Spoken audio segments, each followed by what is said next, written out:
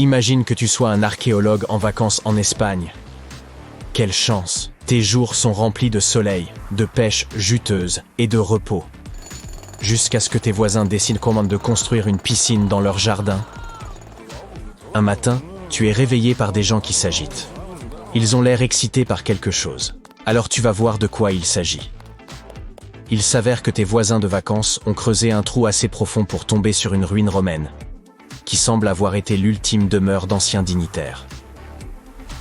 L'archéologue qui sommeille en toi oublie que tu es en vacances et se met directement au travail. Et crois-moi, tu viens de trouver de l'or. Enfin, pas littéralement, mais peu s'en faut. À l'intérieur de cette ruine romaine se trouve un magnifique récipient fait de quartz. Des archéologues avant toi ont déjà découvert des objets similaires. Ce que personne n'avait jamais trouvé auparavant, c'était un récipient contenant du parfum.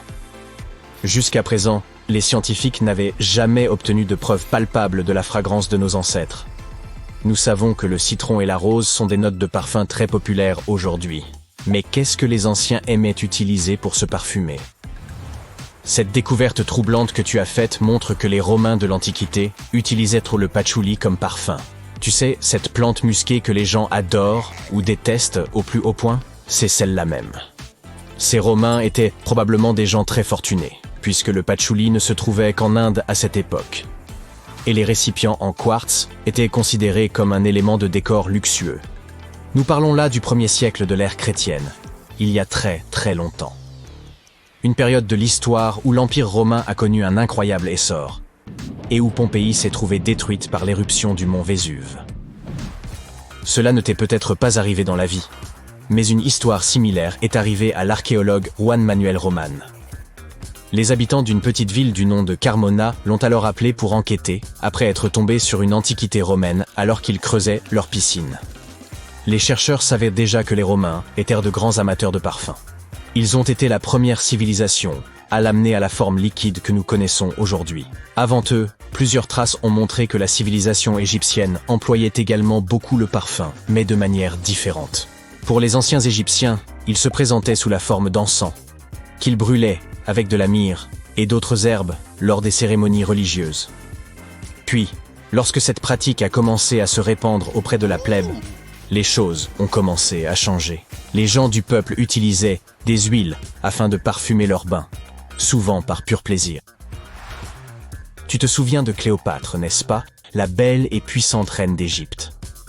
Un passage de Shakespeare raconte qu'elle serait arrivée pour accueillir Marc-Antoine, son futur époux, dans une jonque au voile parfumé.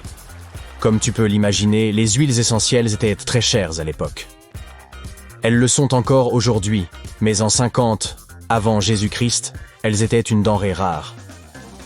Pour que quelqu'un en imprègne ses voiles, il aurait fallu que ce quelqu'un soit Cléopâtre. À titre d'information, les huiles essentielles sont, littéralement, l'essence des plantes, des herbes et des fleurs.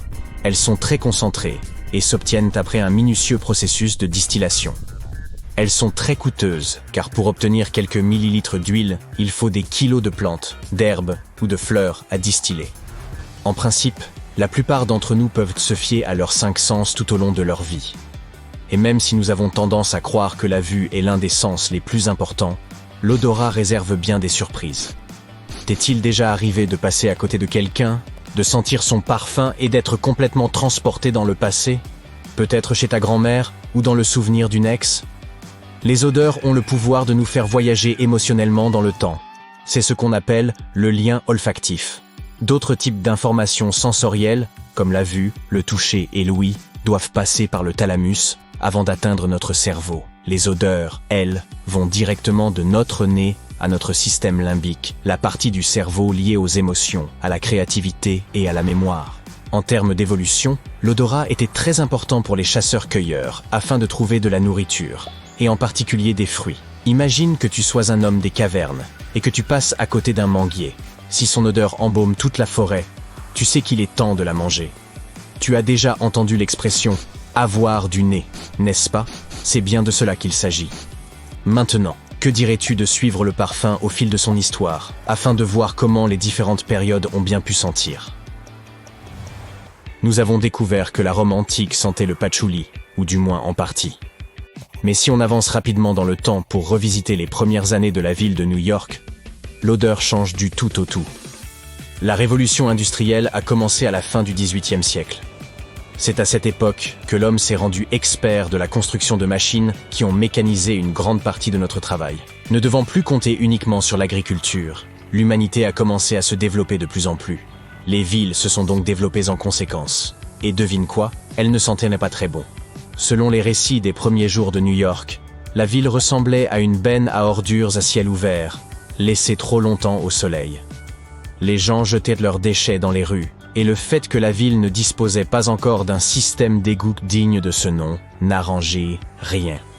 On peut dire sans risque de se tromper que la ville de New York empestait. Mais les gens de l'époque n'avaient même pas de diffuseur d'arômes ou de spray d'huiles essentielles. Ils devaient en simplement faire avec. Il est facile de comprendre pourquoi, lorsque les parfums se sont répandus, les gens étaient enthousiastes à l'idée de cacher l'horrible odeur de la ville. Mais ce n'est pas tout. Les mauvaises odeurs ont commencé à être associées à des maladies. En France, les savants et les médecins étaient extrêmement inquiets à l'idée que les gens tombent malades rien qu'en inhalant l'air nauséabond des villes. C'est ainsi qu'est née la croyance selon laquelle le parfum serait un moyen de protéger les gens des miasmes environnants. Cependant, seuls les riches pouvaient s'en offrir.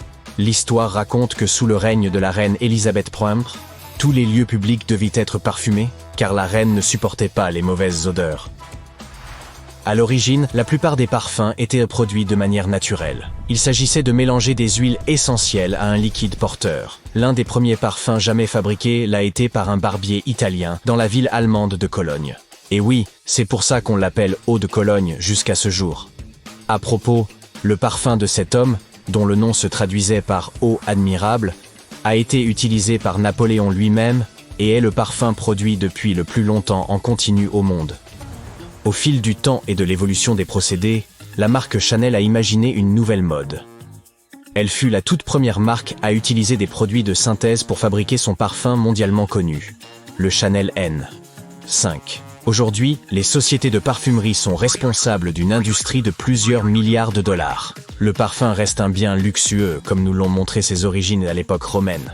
Mais chaque marque et chaque type de parfum s'accompagne d'une promesse particulière.